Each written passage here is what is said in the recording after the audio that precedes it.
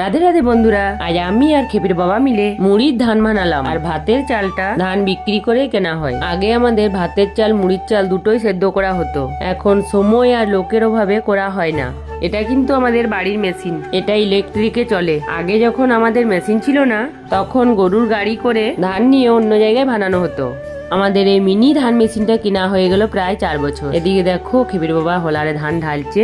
আমাদের এই মেশিনটা বাড়িতে বাড়িতে নিয়ে যাওয়া হয় ধান বানানোর জন্য। এই মিনি মেশিনটা কারা কারা দেখেছো আর কাদের বাড়িতে আছে জানিও।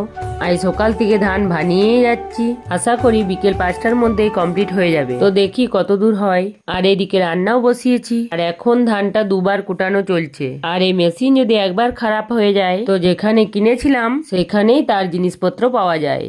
তো দেখো এখন পুরো ফ্রেশ চাল পড়ছে, ধান কুড়ো দোড়া কিছু নেই। আজকের ভিডিওটা এতটাই পর্যন্ত। আমার এই ধান বানানো ব্লগটি ভালো লাগলে একটি লাইক করে দিও। আর নতুনরা যারা আমার ভিডিও দেখছো তারা পেজটিকে ফলো করে আমার পাশে থেকো। সবাই সুস্থ থেকো, দেখা হচ্ছে একটি অন্য ভিডিওতে।